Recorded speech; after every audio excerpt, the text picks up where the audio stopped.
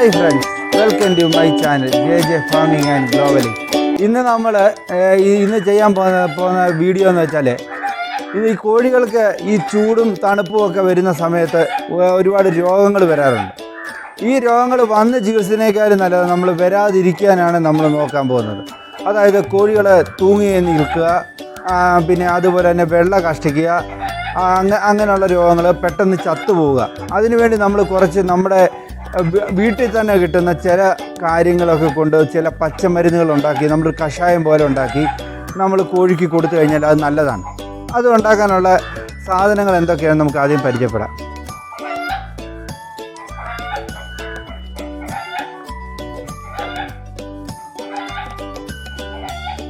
ഓമയില, വെറ്റ,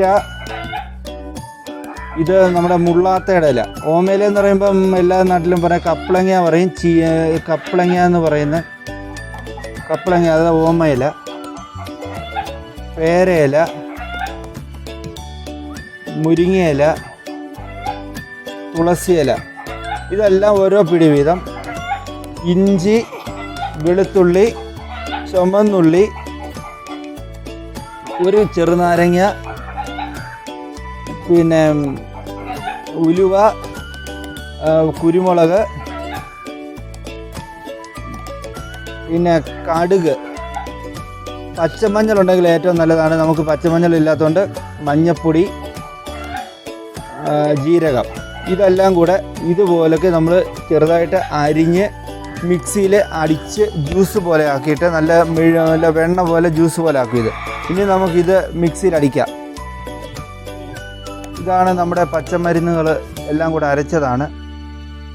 അരച്ചത് ജ്യൂസ് പോലായി. ഇത് നമുക്ക് വേണമെങ്കിൽ ഇത് ഇങ്ങനെ ഡയറക്റ്റ് കൊടുത്തെന്ന് വെച്ചും കുഴപ്പമൊന്നുമില്ല. ഡയറക്റ്റ് വേണമെങ്കിലും കോഴിക്ക് കൊടുക്കാം. ഇല്ലെങ്കിൽ നമുക്ക് ഇത് തിളപ്പിച്ച് ഇതൊരു 2 ലിറ്റർ വെള്ളത്തിനകത്ത് ഇതിനെ ഇത് തിളപ്പിച്ച ശേഷം ഇത് 1 ലിറ്റർ വെള്ളമാക്കി ഇതൊരു പ്ലാസ്റ്റിക് കുപ്പിക്കകത്താക്കി ഇത് നമുക്ക് വേണമെങ്കിൽ ഫ്രിഡ്ജിൽ സൂക്ഷിക്കാം. ഫ്രിഡ്ജിൽ സൂക്ഷിച്ച് കഴിഞ്ഞാൽ 3 മാസം വരെ ഇത് കേടാവത്തില്ല. അതുപോലെ തന്നെ നമുക്ക് ഞാൻ വേണമെങ്കിൽ ഇതിനകത്ത് ചേരുന്ന ചേരുവകൾ ഒന്നുകൂടെ പറഞ്ഞുതരാം. ഇതിനകത്ത് തുളസിയില, ആര്യവേപ്പില, പച്ചമഞ്ഞൾ, കൊച്ചുള്ളി, ചുമന്നുള്ളി, കുരുമുളക്,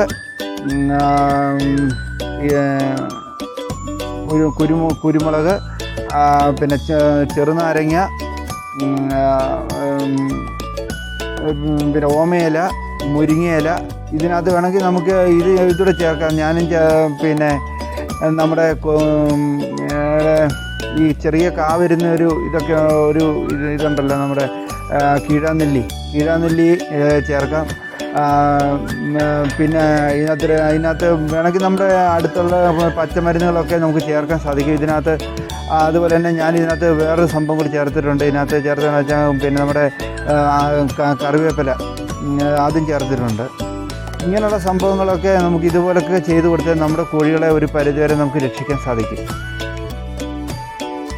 ഫ്രണ്ട്സ്, നമ്മുടെ കഷായം തിളച്ചതാണ്. തിളച്ച് ഇതിപ്പം ചൂടാറി. ഇനി നമ്മൾ അരിച്ച് പാത്രത്തിലോട്ട് ഒഴിക്കുകയാണ്.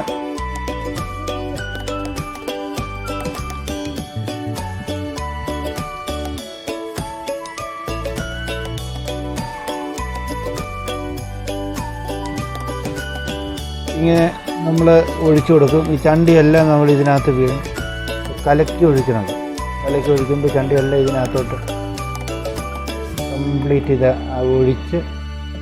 ഒഴിച്ച ശേഷം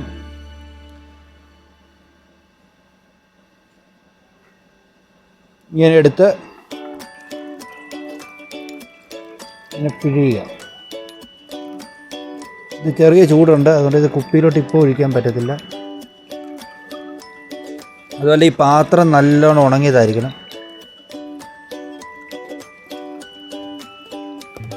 എന്നാലും ഇതിനകത്തൊരു പ്രത്യേക വാസനയൊക്കെ വരും.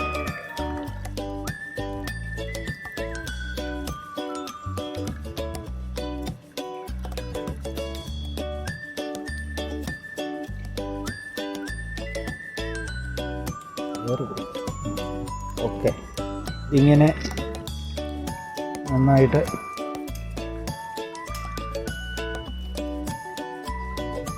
ഞെക്കി പിഴിഞ്ഞ് മാക്സിമം കഷായം നമ്മൾ ഇതിനകത്തുനിന്ന് എടുക്കണം. ചണ്ടിയൊന്നും എടുക്കാനില്ലാന്ന് തോന്നുന്നു. ഇതിനകത്ത് ഫുള്ള്. എന്നിട്ട് നമ്മൾ വരുന്നത്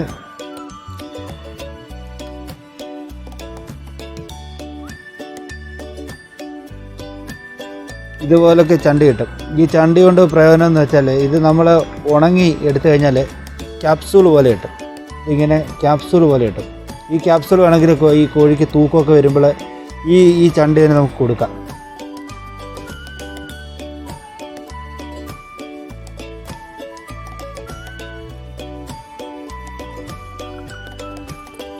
ഇതിനി ഉണങ്ങി അടിഞ്ഞു കഴിയുമ്പോൾ നമുക്കിത് പിന്നെ ഒരു കുപ്പിയിൽ ഒഴിച്ച് വെച്ചിട്ട് ഒരു 6 മില്ലിയൊക്കെ വീതം വെച്ച് നമ്മൾ ഡെയിലി കൊടുക്കാൻ കോഴിക്ക്. ഇങ്ങനെ ഈ കഷായം കൊടുത്തു കഴിഞ്ഞാൽ നമ്മുടെ കോഴിയുടെ ഒരുമാതിരിപ്പെട്ട അസുഖങ്ങളൊന്നും വരുത്തുമില്ല. ഒരുമാതിരിപ്പെട്ട അസുഖങ്ങളൊക്കെ മാറും.